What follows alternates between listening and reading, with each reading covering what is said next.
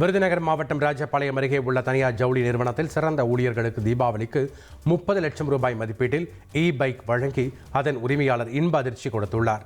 தீபாவளியை ஒட்டி போனஸுடன் தலா 1 லட்சம் ரூபாய் மதிப்பிலான பைக் வழங்கியது தங்களுக்கு பெரும் மகிழ்ச்சியை அளிப்பதாக ஊழியர்கள் தெரிவித்துள்ளனர். திண்டுக்கல் மாவட்டம் நிலக்கோட்டை, கொடைரோடு மற்றும் அதனை சுற்றியுள்ள 20க்கும் மேற்பட்ட கிராமங்களில் இடி மின்னலுடன் பலத்த மழை பெய்ததால் பொதுமக்களின் இயல்பு வாழ்க்கை பாதிக்கப்பட்டது. தொடர்ந்து மழை பெய்வதால் நிலக்கோட்டையில் சாலையோர வியாபாரிகளும் தீபாவளி பண்டிகைக்காக பொருட்கள் வாங்க வந்த பொதுமக்களும் அவதியடைந்தனர். சிலர் கொட்டும் மழையிலும் குடைகளை பிடித்தபடி பொருட்களை வாங்கிச் சென்றனர்.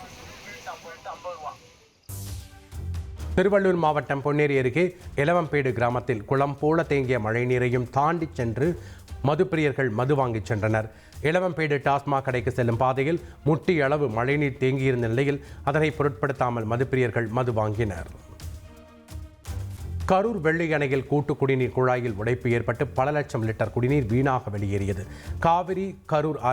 கரூர் காவிரி ஆற்றில் இருந்து திண்டுக்கல்லுக்கு ராட்சத குழாய் மூலமாக தண்ணீர் கொண்டு செல்லப்படுகிறது. இந்நிலையில் வெள்ளை அணை பகுதியில் உள்ள குழாயில் உடைப்பு ஏற்பட்டு சுமார் 1 மணி நேரம் குடிநீர் வெளியேறி சாலையில் காட்டாற்று வெள்ளம் போல் பெருக்கெடுத்து ஓடியதால் பொதுமக்கள் அவதியடைந்தனர்.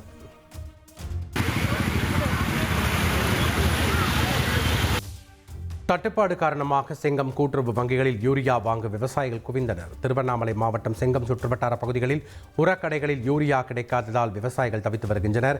மேல் புழுதியூர், மண்மலை உள்ளிட்ட கூட்டுறவு வங்கிகளில் குறைந்த அளவு யூரியா இறக்குமதியாகியுள்ள நிலையில் அவற்றை வாங்க விவசாயிகள் ஆர்வம் காட்டி வருகின்றனர். தட்டுப்பாட்டை போக்க அரசு நடவடிக்கை எடுக்க வேண்டும் என விவசாயிகள் கோரிக்கை விடுத்துள்ளனர்.